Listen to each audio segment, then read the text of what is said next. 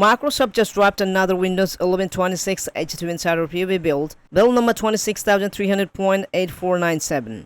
And surprisingly, this update isn't about flashy AI features or Copilot. Instead, it focuses on something millions of users care about but rarely talk about: accessibility, reliability, and everyday usability. And some of the changes could eventually land in Windows 11 version 26 H2 for everyone. Hey everyone, and welcome back to this channel, Sudama Lab. In today's video, I'm going to break down what the new features, the new changes, and the bug fixes for this build. Without getting much more delay, let's get started. First, the Braille support in Narrator just became dramatically easier.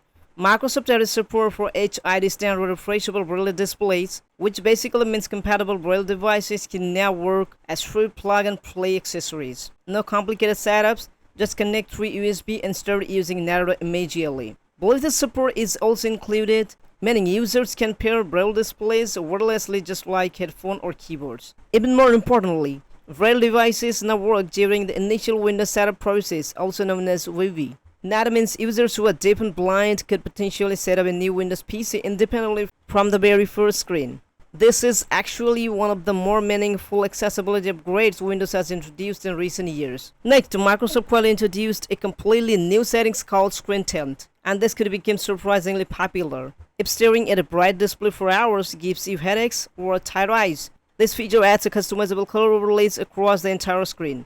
Think of it as different from the night light. Night light reduces blue light, Screen Tint reduces overall display intensity and visual harshness. User can choose preset colors, can also choose custom colors by clicking here. Users can adjust tint strength from subtle to strong. Microsoft says both Night Light and Screen Tint can work together.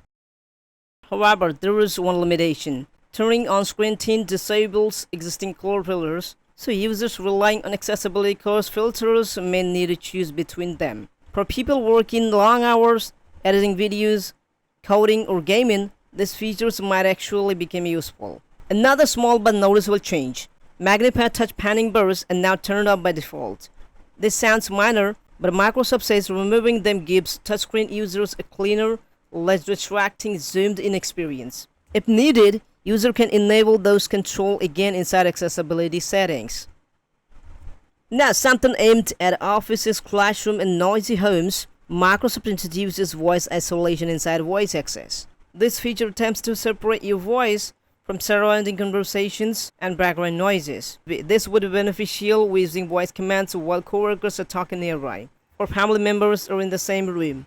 Windows should now better recognize only your speech. You should get 3 models: voice isolation, background noise removal only, no filter. The interesting part: Microsoft says processing happens entirely on device, meaning voice samples supposedly stay private and don't leave your computer. To enable full voice isolation, users complete a quick voice setup by reading a short paragraph aloud. This sounds somewhat similar to personalized voice filtering seen in newer AI audio systems. Printing also received an update. Microsoft continues pushing toward its modern printing platform called Windows Ready Print. There is now a toggle letting users control whether supported printers install using IPP by default instead of older driver methods. The goal is simpler printer setup, fewer compatibility issues, more reliable printing experience. So now, to enable all the flag features, you just go to Settings and then go to Windows Update, and then scroll and go to Windows Insider Program, and then make sure you choose Experimental, and then just go to Feature Flags option, and here you just scroll to enable the Narrator. Click it and enable for current version, and then just this one, Screen Tilt, select it as enabled current version, and then just scroll upward, and now click on Apply Changes. Now just close it and restart your computer.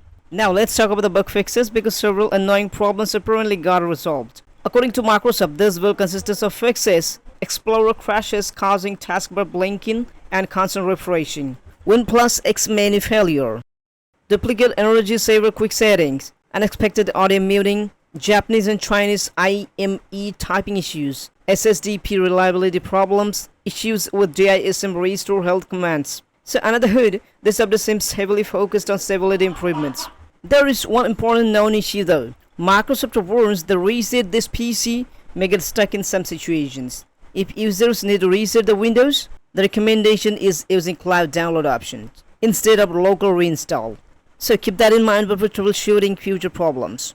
Also remember, this is an experimental channel insider build, previously known as day build. Features may not allowed publicly, some may change, some may disappear entirely, and others could arrive later in Windows 11 version 26H2 or future releases. Overall, Windows 11 26H2 build number 26300.8497 feels that's like a flashy update and more like Microsoft while improving real-world usability, especially for accessibility users. So what do you think? Would you actually use Screen Tint or voice isolation on your Windows PC? Let me know your thoughts in the comments below, and if you enjoy Windows Insider updates, hidden features, and Microsoft news, subscribe to Sudama Lab because I cover every major Windows 11 updates before most people even notice them. Thanks for watching. I'll see you in the next one.